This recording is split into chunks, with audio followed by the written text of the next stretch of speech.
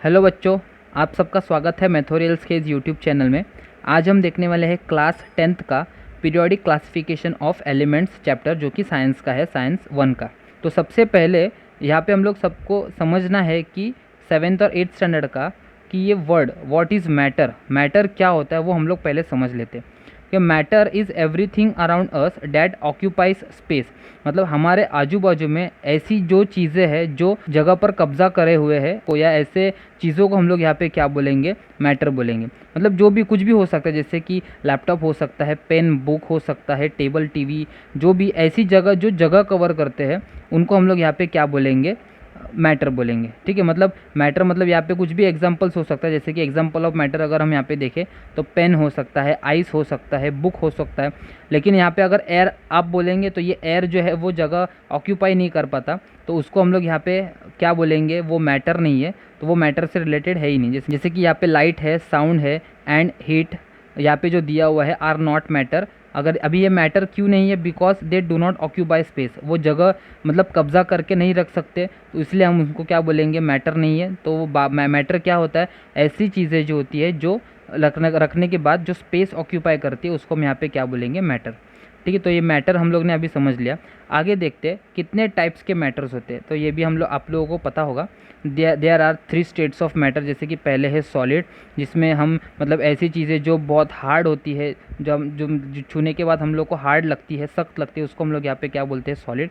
जैसे कि एग्जाम्पल भी लिखा हुआ है, चौक है, book, pen etcetera. Second state of matter जो है वो है लिक्विड है।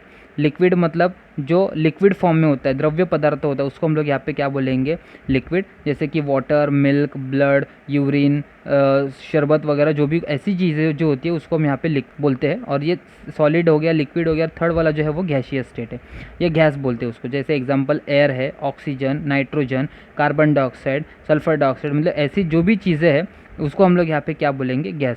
तो ये सॉलिड स्टेट होता है, लिक्विड स्टेट होता है, गैसियस स्टेट होता है। तीनों भी स्टेट्स अगर हम यहाँ पे देखें तो तीनों स्टेट्स में क्या प्रेजेंट होता है, या तीनों भी स्टेट्स को हम लोग यहाँ पे मैटर, तीनों भी स्टेट्स में मैटर प्रेजेंट होता है। और वो मैटर का सबसे छोटा यूनिट जो होता है उसको हम लोग यहाँ पे क्या बोलते हैं, एटम।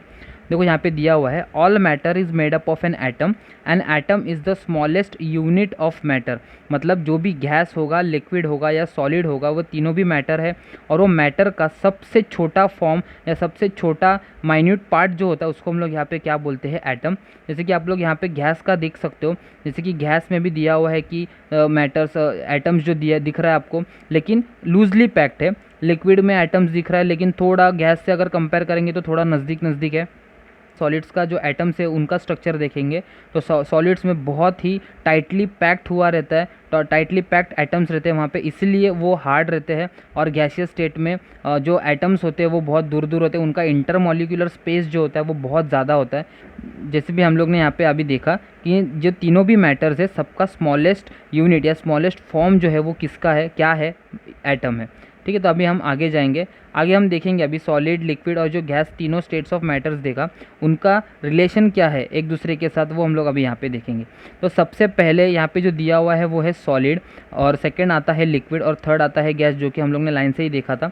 लेकिन सॉलिड रिलेशन जो है लिक्विड के साथ वो कैसा है, मतलब सॉलिड में अगर हम यहाँ पे एनर्जी दे देंगे, मतलब सॉलिड को हम लोग यहाँ पे हीट एनर्जी प्रोवाइड करेंगे तो वो कन्वर्ट हो जाता है लिक्विड में। मतलब किसी भी चीज़ को हम सॉलिड, अगर कोई भी चीज़ सॉलिड होगी तो अगर उसको हम यहाँ पे हीट प्रोवाइड करेंगे तो वो कन्वर्ट हो जाती है लिक्विड में, या वो मेल्ट हो जाती है, वहाँ पे ऊपर लिखा हुआ है। ठीक है, तो ये लिखा हुआ है मेल्टिंग पॉइंट, इधर मेल्टिंग। ठीक है, लिक्विड का गैस में कन्वर्जन जब होता है तो उसको यहाँ पे वेपराइजेशन बोलते हैं। मतलब सॉलिड से लिक्विड में कन्वर्ट होने के लिए मेल्ट होना पड़ता है, और लिक्विड से गैस में कन्वर्ट होने के लिए वेपराइज होना पड़ता है। और गैस से आगे ये थर्ड स्टेट जो है वो आपको अभी नहीं है, आपके ये इस वाले स्टडी में नहीं है, लेकिन तो भी आपको इन्फॉर्मेशन के लिए मैंने यहाँ पे दिया हुआ है।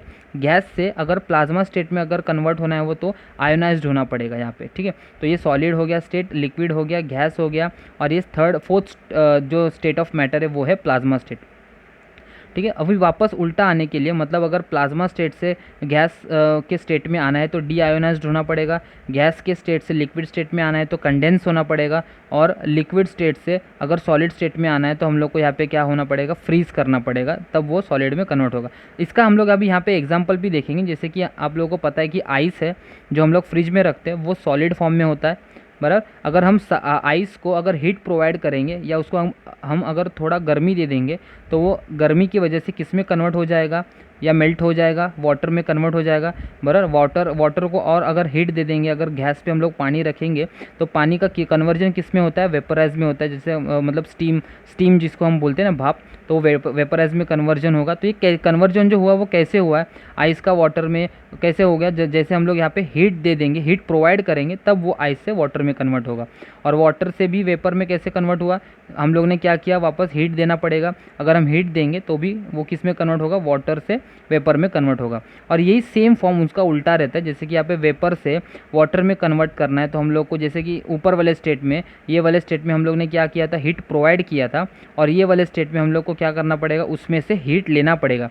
ठीक है, मतलब हम लोग को बाहर निकालना पड़ेगा। जैसे कि यहाँ पे वेपराइज्ड कंडीशन में है तो वेपर से या गैस की कंडीशन में उसको अगर वाटर में कन्वर्ट करना है तो उसका अंदर जो भी हीट होगा वो उसको मुझे बाहर निकालना है। तो जब मैं हीट यहाँ पे निकालूंगा बाय टेकिंग हीट, वो किस में कन्वर्ट हो जाएगा, वाटर में कन्वर्ट हो जाएगा। मतलब ये इसमें एग्जाम्पल आप ऐसा देख सकते हो कि जब बारिश के टाइम पे जब बादल बनते हैं तो बादल जब कंडेंस होता है, जब एटमॉस्फेयर ठंडा हो जाता है, तब वो जो गैशियस फॉर्म में जो क्लाउड्स होते हैं वो नीचे रेनफॉल्स यहाँ पे जो बूंदे रहती है वो नीचे टपकाती है।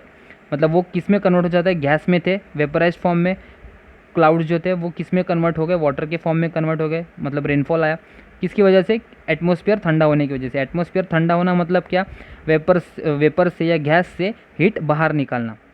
और ऊपर की कंडीशन में हम लोग ने देखा था तो हीट हम लोग ने वहाँ पे प्रोवाइड किया था।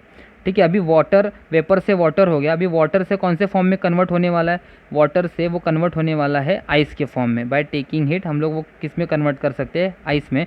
मतलब वाटर जब हम यहाँ पे इसमें रखेंगे, फ्रिज में रखेंगे, फ्रीज़र में रखेंगे, तब वो किस में कन्वर्ट होता है, आइस में कन्वर्ट होता है। मतलब ये आपको समझ में आया होगा क्योंकि बहुत ईजीली यहाँ पे दिया हुआ है डायग्रामेटिकली। पहले सॉलिड मैटर सॉलिड स्टेट में होता है, सॉलिड स्टेट्स में से लिक्विड स्टेट में चला जाता है, कब, जब उसको हम हीट प्रोवाइड करेंगे। वाटर लिक्विड स्टेट से वापस गैस स्टेट में चला जाएगा जब हम उसको हीट प्रोवाइड करेंगे। उसका सेम उल्टा होने वाला है यहाँ पे, गैस से हम लोग जब हीट निकाल लेंगे बाहर तब वो लिक्विड में कन्वर्ट होगा, लिक्विड से अगर हम हीट निकाल लेंगे बाहर तब वो किस में कन्वर्ट होगा, आइस में कन्वर्ट होगा।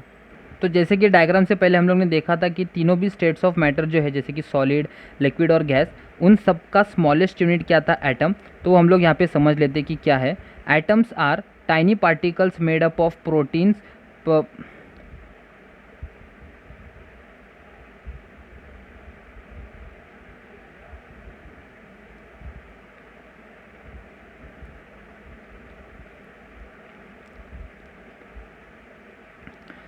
अब ये डायग्राम से पहले हम लोग ने देखा था कि तीनों भी स्टेट्स ऑफ मैटर जो है, जैसे कि सॉलिड, लिक्विड और गैस, उन सब का स्मॉलेस्ट यूनिट हम लोग ने देखा था कि एटम होता है।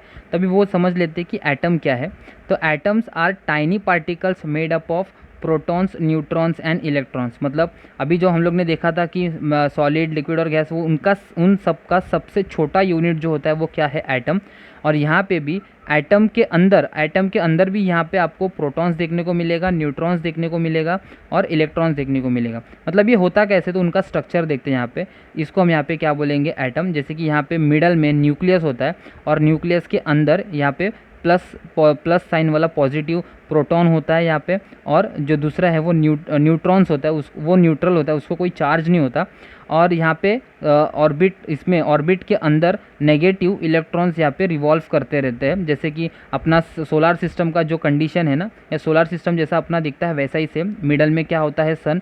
तो यहाँ पे क्या प्रेजेंट है, न्यूक्लियस। और सन के अराउंड इसमें ऑर्बिट्स में बाकी सारे प्लैनेट्स सन के अराउंड घूमते हैं। तो ये सेम यहाँ पे इलेक्ट्रॉन्स जो होते हैं वो न्यूक्लियस के अराउंड ऑर्बिट्स में घूमते रहते हैं। ठीक है, तो एटम का जो चार्ज होता है यहाँ पे, atom is electrically neutral. Atom is electrically neutral. इसका मतलब एटम के ऊपर कोई चार्ज नहीं है, वो क्या है, न्यूट्रल फॉर्म में है। न्यूट्रल फॉर्म में, अभी न्यूट्रल फॉर्म में क्यों, मतलब क्योंकि वहाँ पे मिडल में पॉजिटिव प्रोटॉन्स प्रेजेंट है और जो बाहर की तरफ ऑर्बिट है उसमें नेगेटिव इलेक्ट्रॉन्स प्रेजेंट है। तो ये प्लस और माइनस जो है वो क्या करेंगे, एक दूसरे को कैंसिल कर देते हैं। इसका मतलब यहाँ पे ये जो एटम होगा उसके ऊपर कोई चार्ज नहीं बनेगा। अगर उसके ऊपर कोई चार्ज नहीं है मतलब हम एटम को क्या बोल सकते हैं, इलेक्ट्रिकली न्यूट्रल बोल सकते हैं। ठीक है, तो ये एटम्स, जब एटम्स ये एक सिंगल एटम था, ऐसे ही बहुत सारे एटम्स या बहुत सारे एटम्स से हम लोग को क्या मिलता है, पहले एलिमेंट्स बोलेंगे तो एलिमेंट मिलेगा। क्योंकि जैसे कि अगर हम लोग एग्जांपल देखें, अगर मैं हाइड्रोजन एटम यहाँ पे बोलूँ, हाइड्रोजन एटम, तो हाइड्रोजन एलिमेंट हो गया वो सबसे पहले तो एलिमेंट हाइड्रोजन का ये ऐसा होता है क्योंकि उसके पास वहाँ पे कितने इलेक्ट्रॉन्स होते हैं, एक सिंगल इलेक्ट्रॉन होता है। तो ये है हाइड्रोजन एटम। और वो एलिमेंट क्यों बोलते हैं, क्योंकि हाइड्रोजन हमेशा 2 के फॉर्मेट में, मतलब हमें 2 हाइड्रोजन्स एक ही साथ में कभी भी देखने को मिलता है, इसलिए हम लोग इसको क्या बोलेंगे, एलिमेंट।